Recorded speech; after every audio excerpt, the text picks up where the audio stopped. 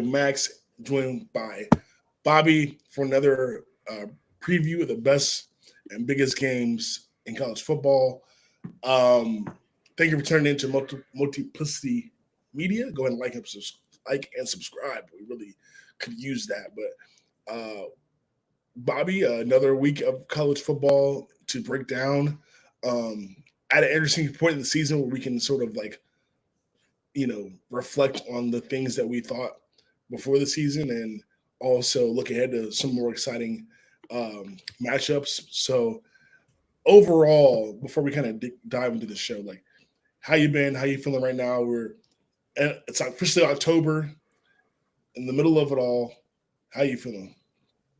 Yeah, I mean, we are at full stride here. After that incredible Alabama Georgia game last week, got an incredible slate next week. So got a couple teams on bye, got a couple teams taking a little bit of a little bit of a layup games, this week. So a little bit of a chance to take a breather, reevaluate where we are, and yeah, it's been a really good season so far. I feel like. It's been a weird one with all the changes, but overall I can't complain with the quality of football we've gotten.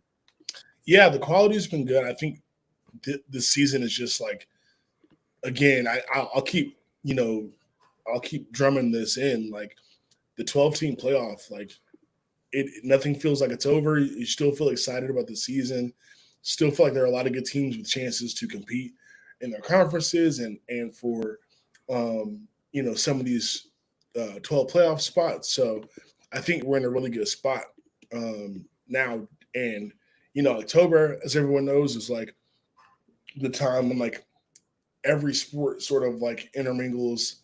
Football, the NBA starts to sort of bubble up a bit. Hockey, of course, starts to bubble up a bit, and of course, now we're in playoff baseball. So, um, a great time to be a sports fan here. But let's focus in on a checkup. We're about a quarter way through the season, just about.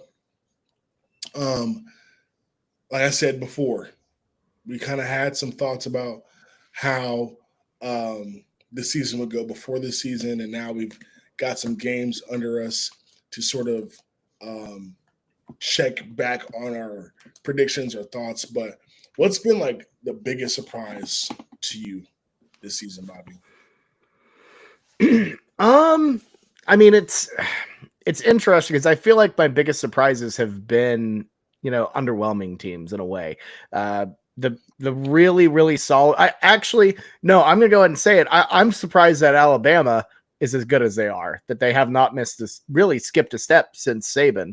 Kalen DeBoer has that team running at a really high clip. I mean, beating that Georgia team last week, not only beating them, but the start they got out to was impressive. The composure they had to close that game out was impressive. So I'm impressed with Alabama. I thought they'd definitely take a bit of a step back, but they have been great. But on that like kind of note of the disappointments, Michigan fell off more than I thought, and Florida State is just a disaster. We've all kind of moved on past them because of how bad it's been. But look, when you're losing to SMU and you have the SMU band playing a sad version of the war chant, I mean that's as down bad as it gets. Especially when Florida State is actually suing the ACC because they let in SMU. So yeah, how far the Noles have fallen has to be surprise number one on in my book. Yeah, you called out some good things. Um, it's so interesting to the point about Alabama. I think in college sports, we've seen a lot of great coaches retire, uh, both in football and in basketball. Um, I, as a North Carolina fan, I think about Roy Williams and Coach K leaving. Of course, Nick Saban walked away, um, and Jay Williams at Villanova a few years before that. I think it's interesting that these programs don't immediately fall off. Like I think with college sports, it takes time because often like the coach has a big impact on success, but also like the brand still brings in good recruits, and these coaches do a pretty good job at picking their successor, or if they don't pick their own successor, the school, you know, sometimes does a good job, sometimes not. So I think that drop off from great coach to the next guy isn't always as dramatic in college sports as it is in pro sports, um, because pro sports is obviously a completely different setup. So I think that's fascinating. But yeah, I mean, Alabama still on stride, still on track to be a formidable team in the country. I mean, not to mention the SEC, but I think that's something I think that's interesting, and I think Kellen DeBoer is doing an awesome job, obviously there. The biggest surprise for me, Bobby, is Colorado. They're sitting at 4-1 right now. Their Vegas win total, and we're going to get into some win total talk in a second, Bobby, but their win total, it was 5.5. And I think you and I both, I'm looking back at I had the over, you had the under, but for me, I felt like it would be like a close over, like not like I thought it would be like 6, and it was their max. But it's October 2nd, and they've already got 4 wins, and the way they've been playing, the way they've adjusted over the course of the season, like that has been a shocker to me. Obviously, they have 2 of the best players in the country in Shedeur Sanders and Travis Hunter, but the way that team has been coached as of late, you have to tip your hat to what Deion Sanders is doing. Pat Shermer, some of the coaching staff over there, really keeping this team in the Big 12 hunt. They got a tough game coming up. They host K-State in a couple weeks, but we're going to know a lot about them after that game. But even after that, man, they are going to play some tougher Big 12 opponents, but they could very well, have something to say about the Big 12, moving ahead. So to me, that's got to be the biggest surprise of the season. Four wins already for their first 5 for Colorado. Yeah, no doubt. I got to give credit where credit's due. Coach Prime and the Buffs look really, really good. That win against UCF was very solid. Obviously the miracle against Baylor was really good.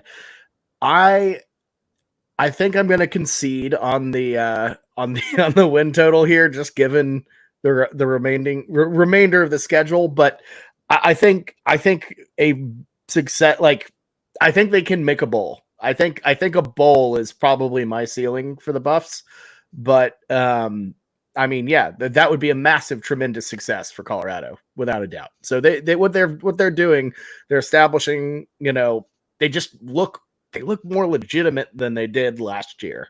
And you got to give them their flowers. You got to give Travis Hunter his flowers. By far, just an incredible, one of the best players I've ever seen in college football. He's been excellent. So yeah, got to give credit. I was wrong about the Buffs in preseason. I was wrong about them like a week ago. So yeah, that UCF, that we'll see how good that UCF team is. But going on the road, that's no joke. Yeah, that's a really good win for them. All right, let's go to rapid fire win totals. So I looked up the win totals. They've been updated as of October 1st. Let's run through them real quick, kind of based on where we're at and moving ahead in the season. Clemson right now sitting at 9.5. They got destroyed by Georgia, and then everyone stopped talking about them. But they're number 15 in the country. They still have a chance, in the ACC. They won't play Miami in the regular season, but all their schedule right now looks like a piece of cake moving forward. So right now they're sitting at 3-1. They play in Tallahassee this weekend. What do you have, Clemson? Over or under the 9.5? 9.5. I'm going to trend over just because of how they've looked against bad competition. But I mean, we got to say, App State is not a very good Sun Belt team at all.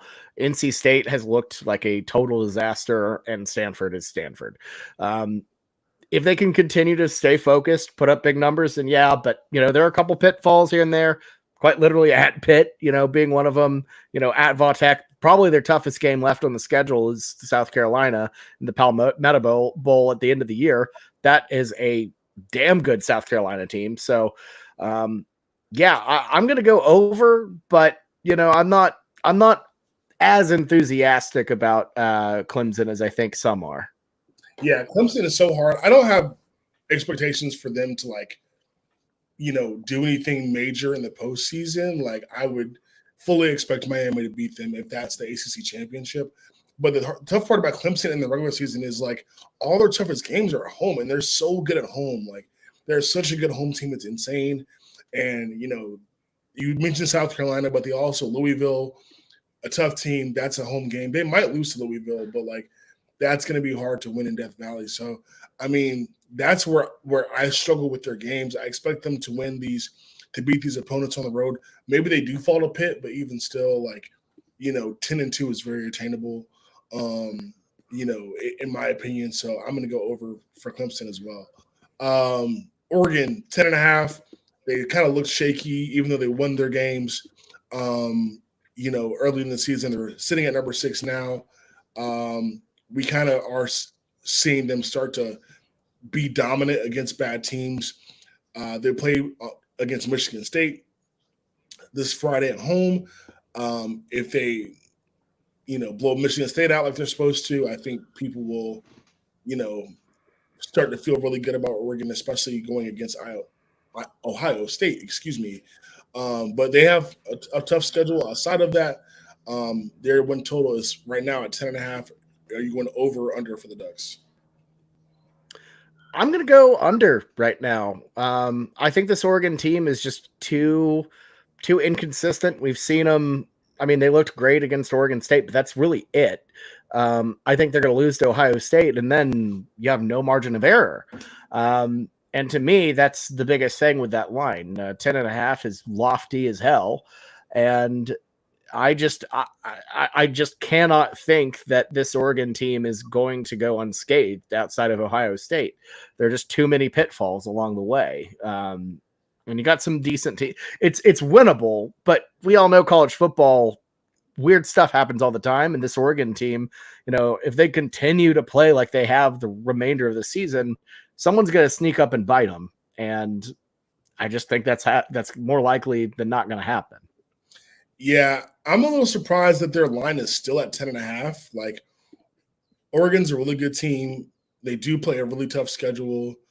I just feel like it's more likely that they'll take the under, and I'm just talking about likelihood, not even saying that Oregon's not a good team or Oregon can't win these games. But it just seems like they could definitely fall to Ohio State or even at Michigan. There's two. The margin for error is a little bit thin for me. I agree with you on that one. Nebraska 4-1 in the Big Ten, has won every game except for home against Illinois, which was a close loss for them.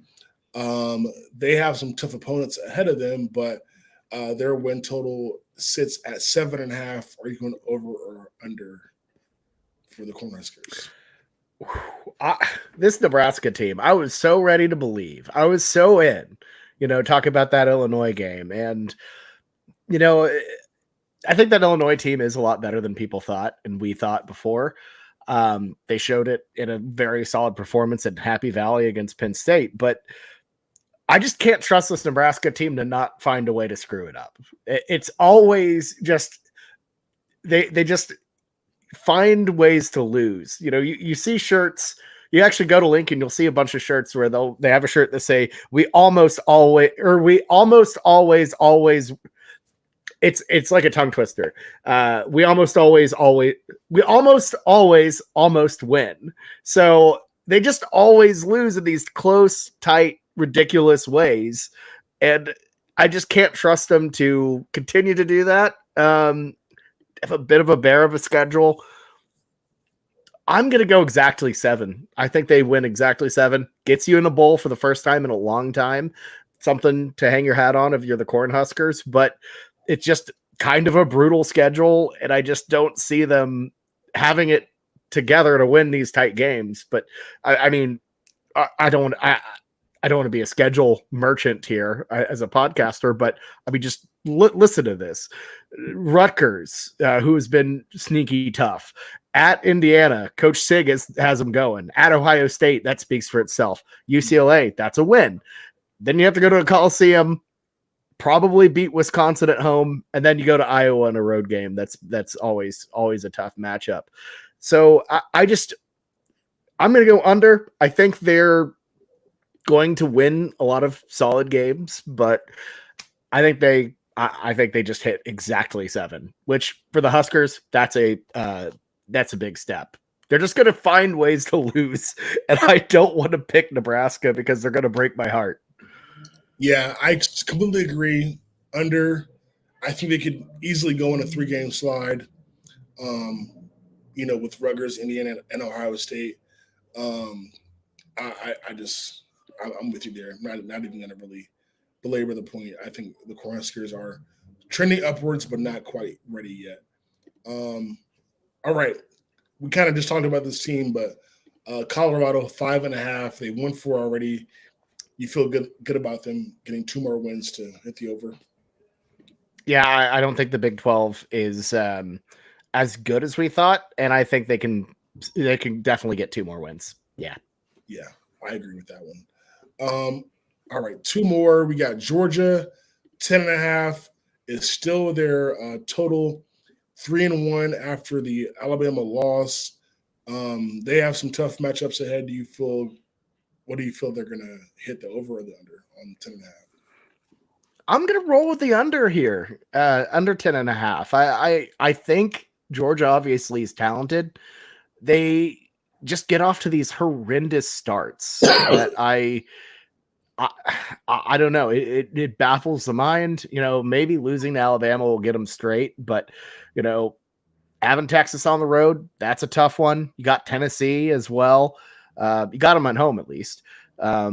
It's just it's too tricky of a schedule to think they're just going to waltz through it, and especially when you're struggling to put away Kentucky and having the performance you had against Alabama. I'm going under on the Dogs.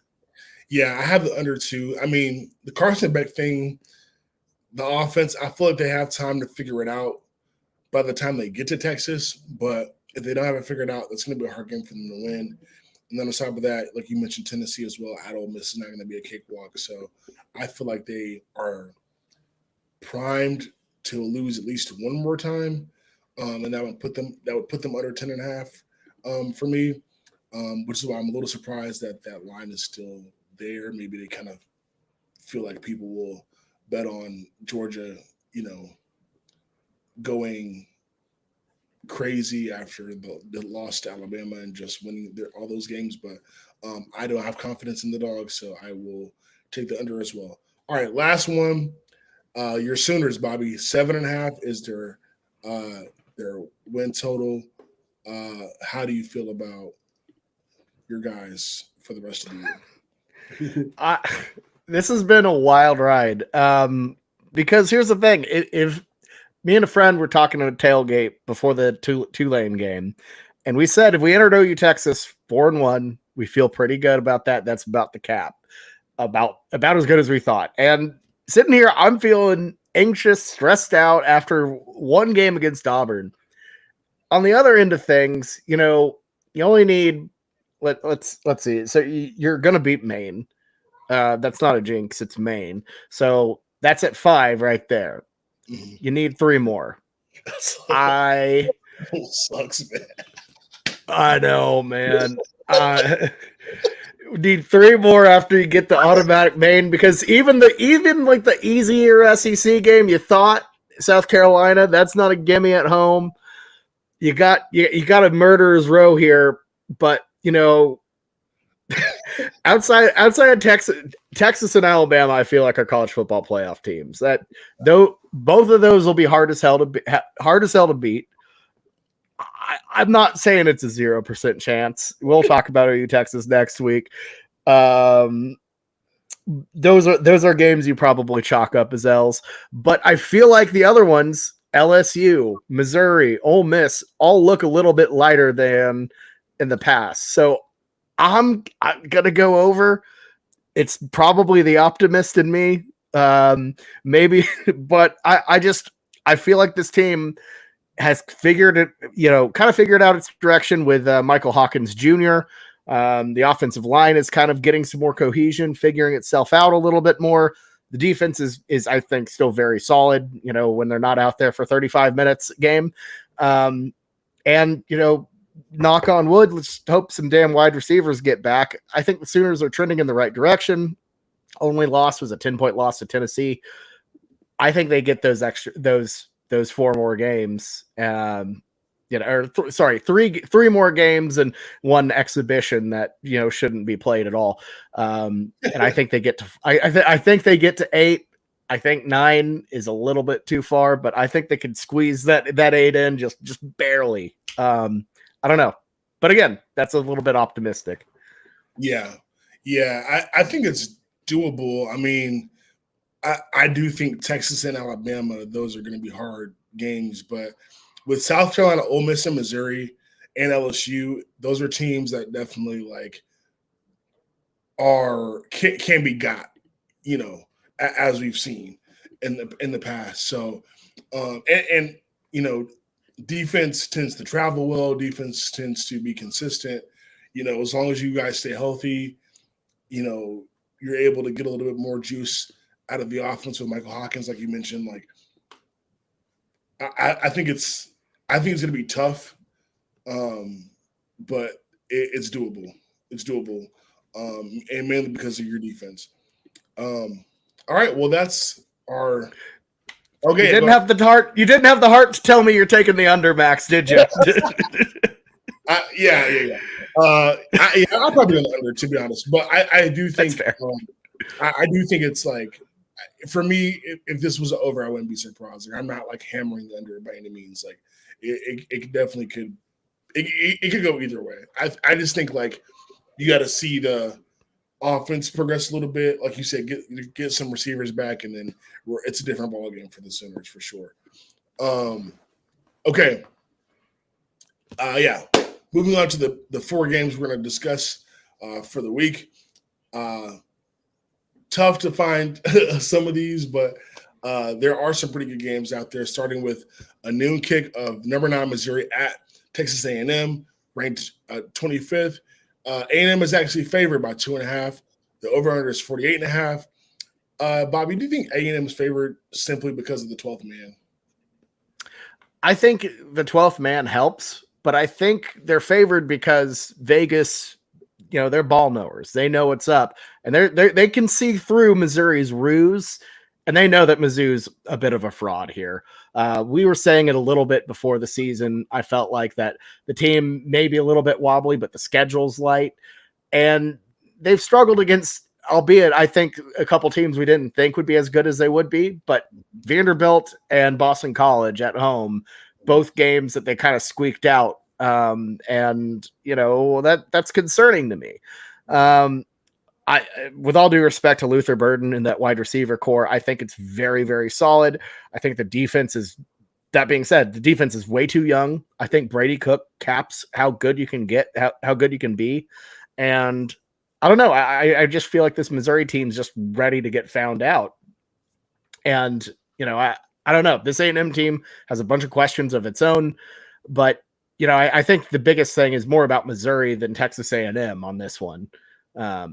So I would say if this was at Faurot Field, obviously the line's a little bit higher and Mizzou's favored, but I think it says a lot about the Tigers as well. Yeah, coming in this environment after you've had sort of a questionable start, to say the least, for the season, that environment does play a huge factor. But the team, Texas A&M is pretty solid as well. I agree with, everything you mentioned. And they've been on a little bit of a roll too, kind of handling their business. And they, definitely want to get this win, get a bye, and then continue their season because both teams. A&M's only got one loss this year. They're 4-1. Missouri's undefeated, so I feel like A&M definitely still has something that they still want to have something to say about the SEC. So yeah, I think that has a lot to do with them being favored. There's also just a lot of people betting on Texas A&M to win. 84 on DraftKings, 84% of the bets are on A&M to win outright. So, public definitely likes A&M. I feel like Vegas is trying to take advantage of that. But is this a must-win for Missouri, Bobby? Like, is this a game that you have to have if you're the Tigers? I'm going to go ahead and say it. Yeah, I think it is. You do not have a lot of opportunities to play tough competition. It's A&M, Alabama, and OU. You're probably going to lose to Alabama. So if you're Missouri, you really kind of need to take your two good opponents in Texas A&M and Oklahoma. So for Missouri, this is the best team they've had since 2007, the Chase Daniel era. If you want to make a college football playoff, get one of those last kind of bids, make a run for the SEC, this is your time to try to get those brownie points. Cause it doesn't matter what you do the rest of the way. You're playing, just an absolute bakery of a schedule. So Mizzou, they got to take advantage of this one, get a big win on the road. Yeah, I tend to agree there. I'm actually picking Missouri in this game. I would feel a little bit better about like the line if it was not like 2.5. Like if it was 3, I'd probably just take Missouri plus 3 to half. I guess you could buy a half point. If I was going to do anything, I'd probably look at that. But to me, I just have a little bit more confidence. A&M has played well, but they, as much as we talk about like, possibly Missouri being a little bit fraudulent, I just think Texas A&M still needs to share that reputation of, not really showing up when the lights are brightest in those big moments. We kind of saw them wither a little bit against a Notre Dame team, albeit really good defense, really good coaching, but like I still have a bad taste in my mouth from that performance. So I like the Tigers to I like the Tigers to get the victory here. I think that's very fair. I think that's very, very fair. I think Texas A&M does enough to really, just muck this thing up, get it to be, a bit of a rock fight. And I think they squeak out a win by 3. So I'm going Texas A&M minus 2.5. All right. And the total is 48.5. I don't think this will be low scoring. I actually think the over is a pretty good bet. About 71% of the public is on the over. But there's definitely, I think I think this will be like a very old fashioned physical SEC game. That should be a fun one to watch. Okay, now moving on to our ACC matchup also at noon. We got the aforementioned SMU going to Louisville, who's coming off a loss to Notre Dame. Louisville is favored by 6.5. Over under is 56.5. Or sorry, the total is 56.5. Which one of these teams has a better chance to win the ACC? It is weird we're discussing this about SMU, by the way. It is weird. Yeah. Man, I do not know. I think it's interesting because I think both of these teams are, kind of at that same level. I'm going to trend towards SMU because of the schedule. I feel like they have a lot of beatable teams the rest of the way. I like Louisville quite a bit. I like what Brom's doing. But you look at what they've got, and it's just a little bit trickier. You got Miami, you got Clemson. SMU has neither of those teams, so I think it's really just as simple as that. Yeah, I think schedule plays a part into it. Louisville just has so much of a gauntlet from that aspect. SMU, Florida State, we know was terrible, but I think SMU to come out like that and have that type of game, they've just been like super impressive. I think looking at ESPN's playoff predictor, both of these teams right now have a good shot to make the CFP. LSU, I mean, they've got SMU at 13% and Louisville at 21%. So I guess, there's feeling that these teams can either compete for the ACC championship or be, contenders to, go on a little run here and have something to say about, another spot. But I mean, outside of Miami and Clemson, like they're the only other ACC teams even in the mix. Again, according to ESPN's playoff predictor. So I think SMU definitely has a nice shot, which would be crazy, for the first year in the ACC to, be in the mix for the championship and possibly win it. But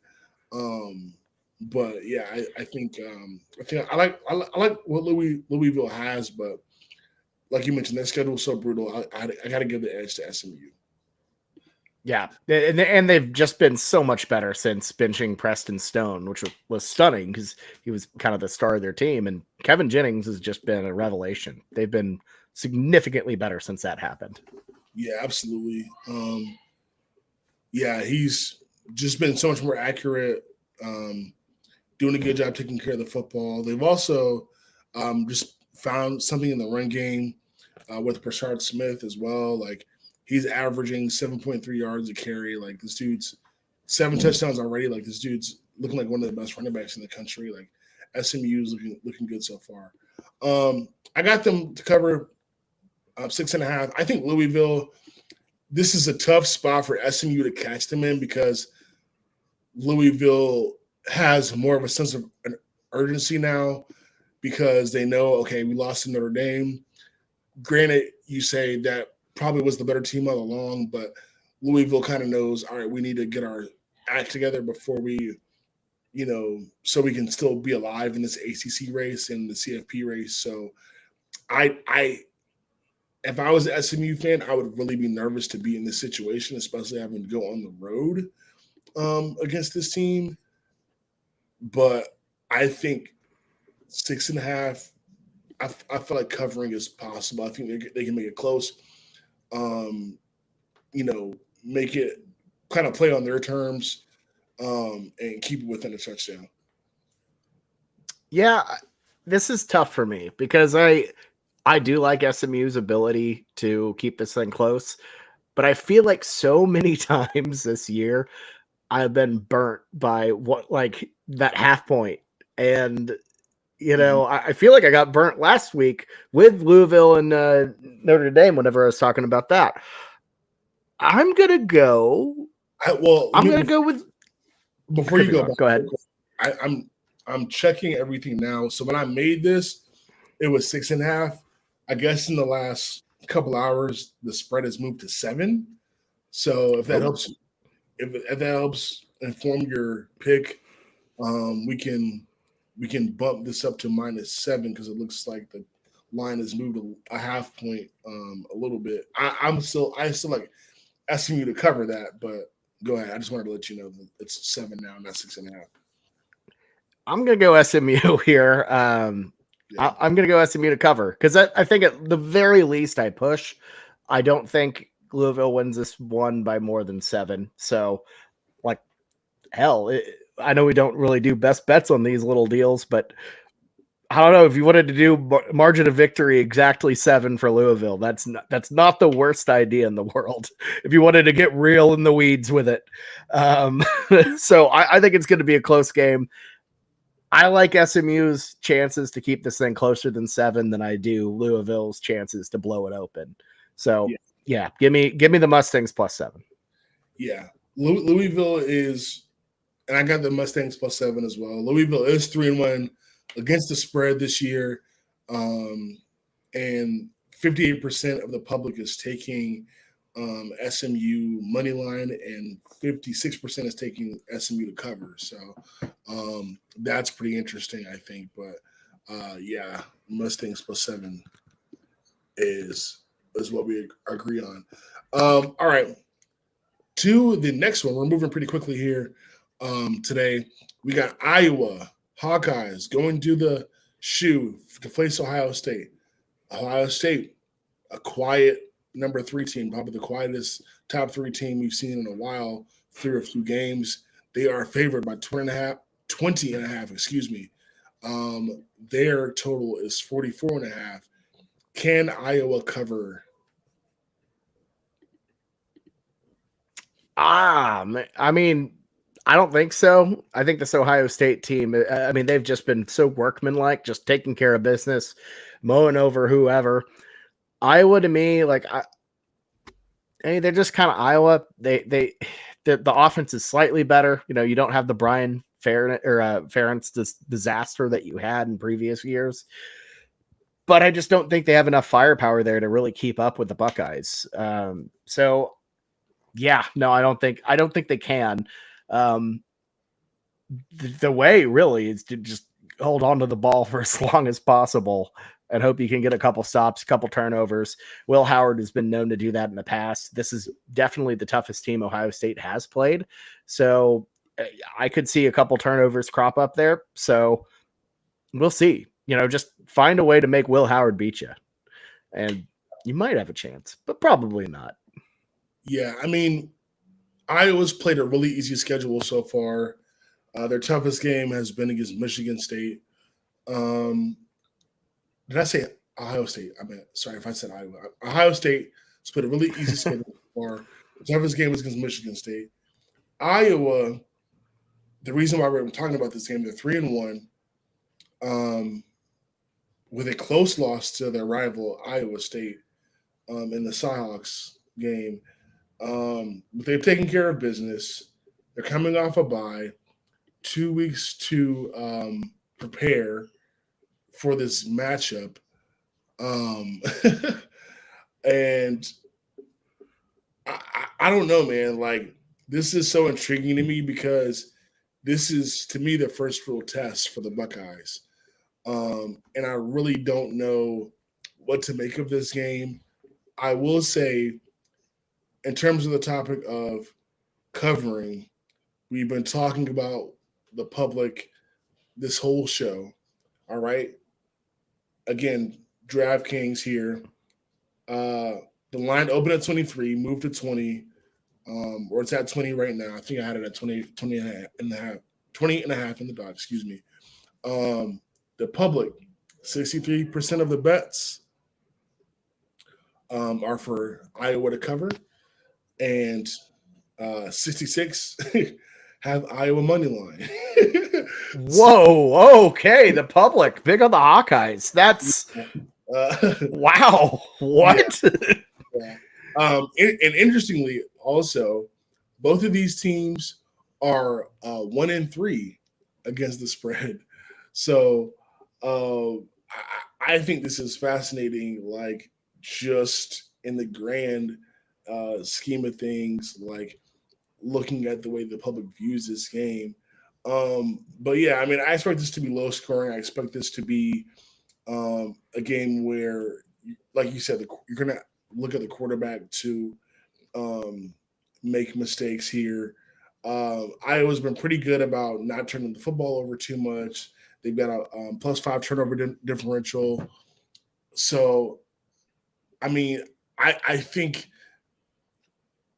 for me, because there's so much of a mystery about who this Ohio State team is, I don't want to doubt them. I will say that I feel good about Iowa. I mean, excuse me, I feel good about Ohio State covering the 20 and a half, but I wouldn't be surprised if Iowa did it because of how much we really don't know about who this Ohio State team is because of their competition. I just feel like I've seen this story too many times where you have like an Iowa or like a semi-competent Big Ten team coming into the shoe. And it's like, oh, they might cover, you never know. And, Ohio State does what they always do. And, it might be close a little bit, but they always blow the doors off them in the end. And I kind of think we're going to be like, oh yeah, they're Ohio State.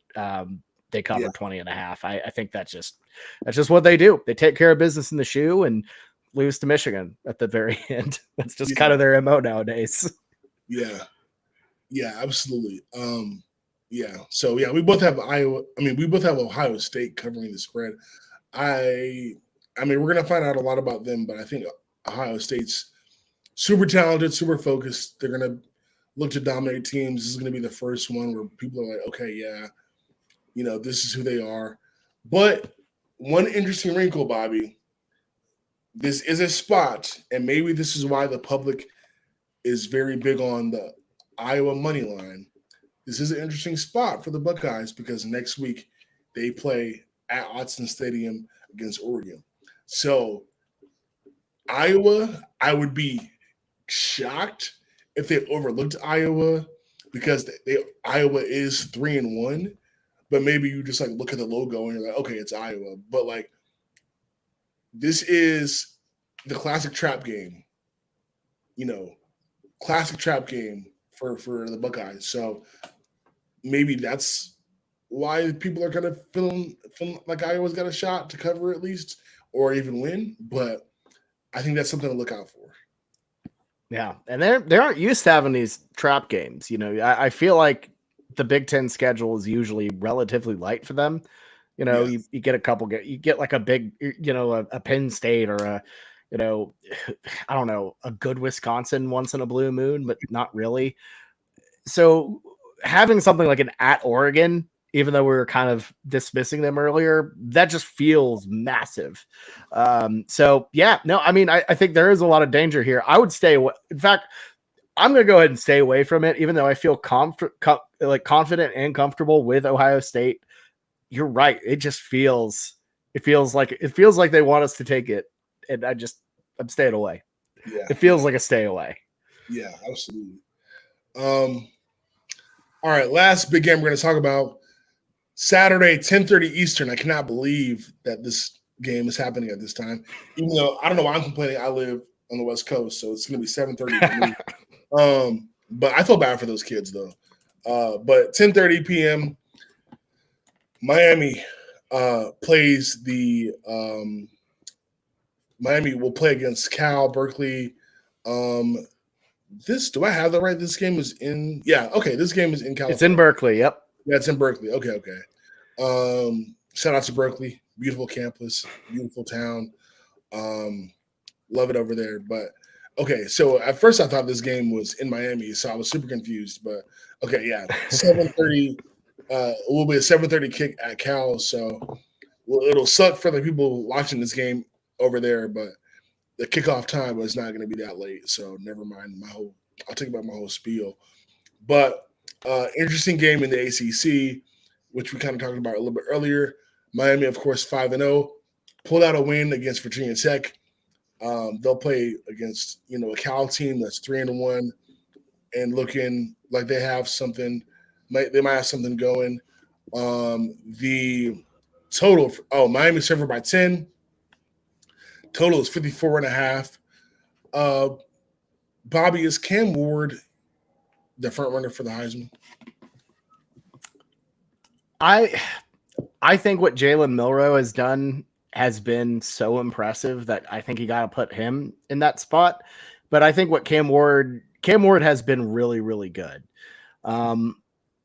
If you asked me this a week ago, I would have had a totally different answer because, obviously Milroe did what he did and Ward looked really shaky against a Va Tech team who I don't think is very good at all. I believe he had 3 total turnovers in that. So I think Ward's on the fast track to get a invite to New York. He is a hell of a quarterback and is finally getting the flowers that he should have gotten, all the way back, up in Pullman with Washington State. But Yeah, I think he's a New York lock. I'll go ahead and say that, but I would go with Milroe right now. Yeah, Cam Ward's numbers are just insane, man. Like I know he's played one more game than Jalen Milroe.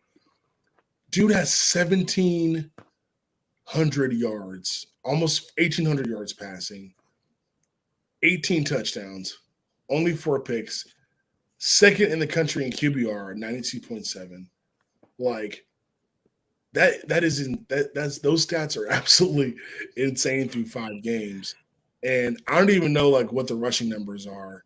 I'd have to figure take a second look at it. He's got 146 yards rushing, 2 touchdowns. So like, but yeah, those numbers are crazy. Through 5 games. I think if he keeps up that pace, like you said, like definitely going to New York.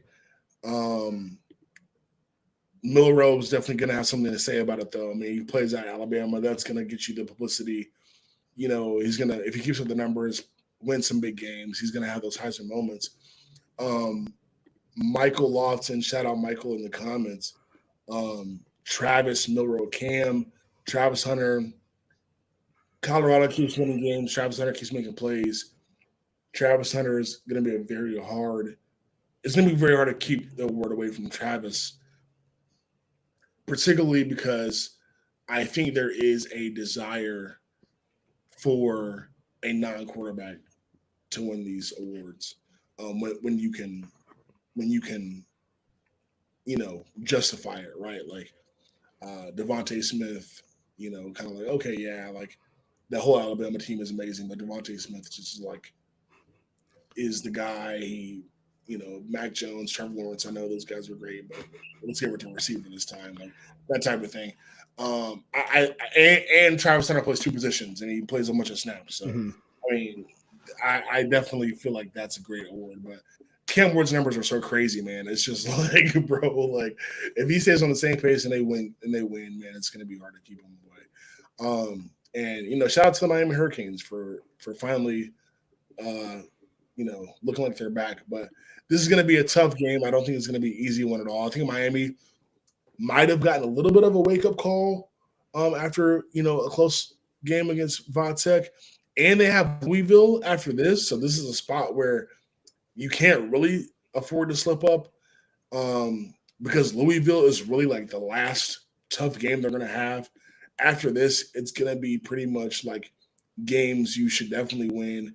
Florida State, Duke at Georgia Tech is going to be tough, but it's winnable. Wake Forest and then at Cuse, again, tough but winnable, depending on how that team continues to trend. So I feel like Miami's just got to lock in for this game, win it, and then they got to get one in Louisville, and then they're home free after this. So to me, I think I like Miami to win this game. I'm not gonna really mess with the spread here because it's just such a strange game, and you're going that far away, literally from one end of the country to the other. College team got to stay focused.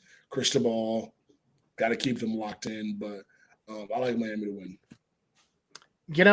This has been an interesting game to talk about because we have talked a lot about Cam Ward, which makes sense because he is damn good in Miami, who has national championship type aspirations, college football playoff aspirations. But Cal has been just such a fun story this season with, a program left for dead, to, scrap with the ACC. And what they've done has been really impressive.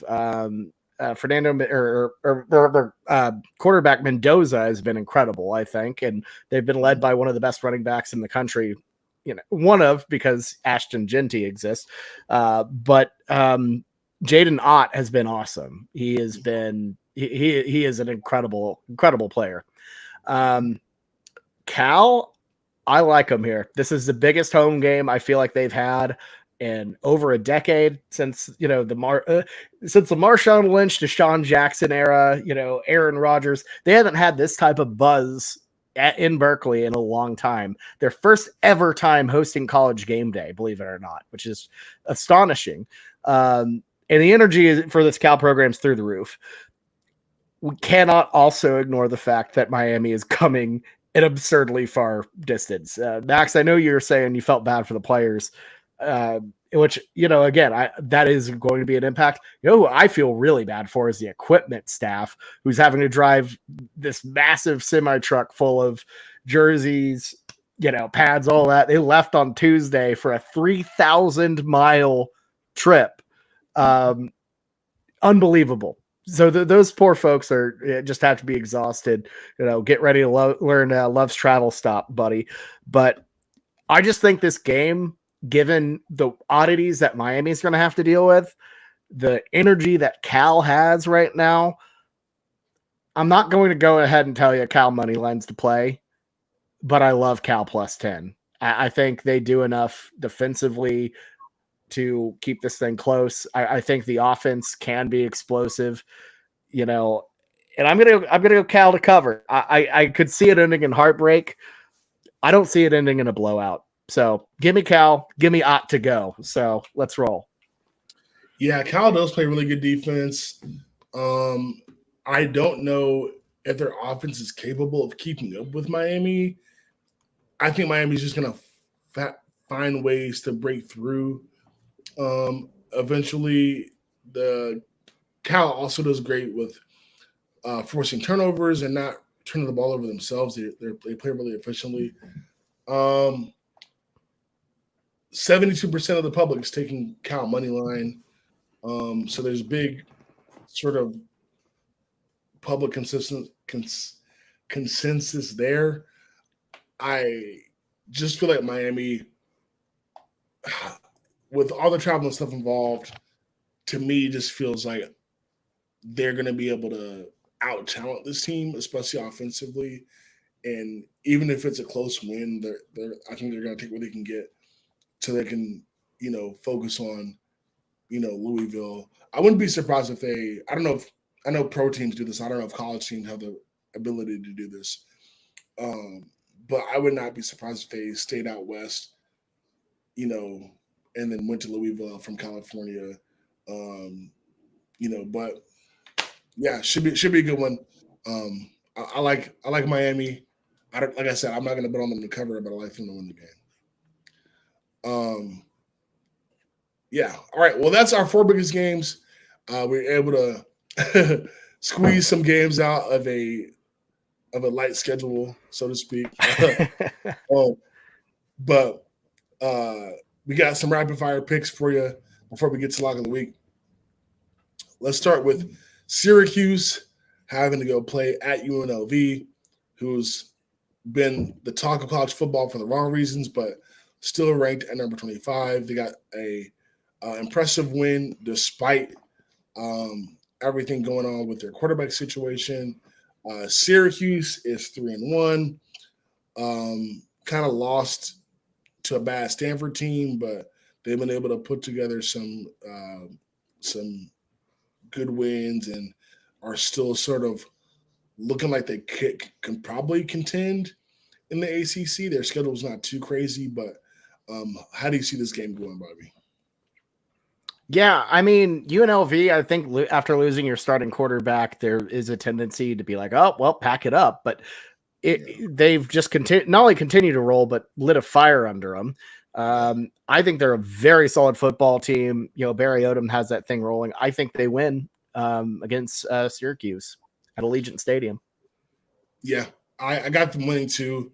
Great offensive team, great defensive team, really well balanced, really great at creating turnovers. Very, very efficient team. Syracuse, I think, is solid, but I think this team is just different. They can turn a different gear, so to speak. So I like the Rebels as well. All right, going to Rutgers at Nebraska. Sneaky good Big Ten matchup. I like the Cornhuskers at home. They're going to need this win to sort of like keep that pace. We talked about them a little bit earlier, sort of being a team that could possibly make a bowl. And if they're going to do that, you're going to need to win some of these tougher games at home. So give me Nebraska to beat Rutgers. Yeah, I feel I get the Rutgers hype overall right now. Impressive I almost said impressive win against Washington, but I mean, anytime Rutgers can beat a beat a college football playoff national championship, the runner up, yeah, I get that. That's a big hype. I have no idea how they won that football game. I know I said don't trust Nebraska. I'm going to trust them again. Put my hand right back on that stove. I'm going to go with the Huskers to win this one. I think it's going to be ugly, but I think it's going to be one of those, fun Big Ten, ugly game, fun to watch. Like a pug. Pugs are ugly, but you kind of like them despite the fact. I think that this game it's a pug game. Yeah, Nebraska's favored by 7. 89% of the public likes Rutgers money line. So take that for what you will. Next rapid fire pick, Georgia Tech and Duke. This game is in Atlanta. Georgia Tech is favored by 9. Duke coming off an impressive comeback victory over North Carolina. They're sitting at 5-0. Very quiet, very unranked 5-0. Georgia Tech is 3-2, and like I said, favored in this game. Duke, I think, has some good mojo, and college football is one of those sports where luck has a lot to do with sometimes results. Georgia Tech is just one of those weird teams that it can be bumpy sometimes. Their wins haven't really been impressive. They've lost to some of the better teams in the ACC. I expect that trend to continue, and I expect Duke to get this win. I'm with you. Everything about Georgia Tech right now, any hype we've had over this kind of period of time has kind of been deflated. It's a bad Florida State team, Georgia Tech and Georgia State and VMI. I don't buy it. I think Duke continues to roll. I'm with you. Yeah, Duke might not. Duke being undefeated, going into the SMU game or possibly even Miami, could be super exciting for the ACC, and that those could be really good games that we might be talking about right here on the Weekenders in a couple weeks. Okay, Texas Tech at Arizona, some Big 12 cooking there. The latest start of the slate that starts 30 minutes after the Miami, California kick at Arizona Stadium. Who you got, Bobby? Yeah, I mean, if you look at the Big 12 standings, you might be like, oh, well, look at this. Texas Tech's impressive. They might make a run at the Big 12. Yeah. You'd also be a little bit wrong. I think both of their wins were against, I think, true bottom feeders of the Big 12 in Arizona State. And even though I praised them last week, what do I know? Arizona State and Cincinnati. I think I'm not buying the hype on the Red Raiders. Arizona, on the other hand, got a massive, massive win last week against Utah. Back in Tucson for their Big 12 debut. I think they get a big win here. Yeah, this is going to be a tough game for the Wildcats because you have this game and then you're kind of got a big game to prepare for against BYU at BYU. So if you're Arizona, you kind of want to put this team away so you can rest up and focus on that game and sort of keep that pace in the Big 12. I think Arizona, just in terms of the team they are, the coaching and everything like that, I feel good about them locking in. Good amount of bets. 71% are on Arizona -6, 88% are on Arizona money line. I'm going with the public. I'm taking the Wildcats to win. All right, last rapid fire pick. Ole Miss, who lost a brutal game to Kentucky and kind of derailed their hopes and dreams in the SEC, have to go face a pretty good South Carolina team in Columbia. Kind of talked about this team earlier, Bobby, in South Carolina that has played some teams tough in the SEC. Who do you like in this game? Well, I think this one's interesting. I think South Carolina is one of the most underrated teams in the country. It's a shock they're unranked. And I might be wrong on this. I'm feeling feisty. Ole Miss showed me nothing last week. They're going into a tough spot. Williams-Brice Stadium is just an absolute, snake pit. And Carolina's been through a couple battles. I like South Carolina to pull this one out, get a massive win. Ole Miss might start spiraling if this one comes to pass. If you're one of those sports people that like loves to like analyze teams by common opponent, this is sort of the game for you, right? Because South Carolina went to Kentucky, beat them 31-6, and then Kentucky beat Ole Miss 20-17 in Mississippi. So, like, this is one of those where you're like, okay, like, the math ain't math in here for Ole Miss, but I mean, I kind of talked about it earlier with like the Louisville SMU situation. I always feel, as a fan, I always am nervous, the most nervous when I'm facing a team that just suffered an embarrassing loss or just lost to a team that they weren't supposed to lose to. So those teams, especially in college football where the margins are thin, those teams always find a way to come back and like really put the hammer down, especially if they're, by all accounts, the better team. And South Carolina is a tough team. I'm not saying they're not good, but in this situation, like, give me South Carolina if Ole Miss beats Kentucky last week. Because of that, I think the sense of urgency is turned up by a few notches here for Ole Miss, and then they have to also go play LSU the following week, and that's not going to be an easy game for them either. So I like them to beat the Gamecocks. I'm taking the Rebels to win this game just because of that. They know they need it. They know they got a tough slate ahead. So I like them for that, and I still like Lane Kiffin, Jackson Dart, and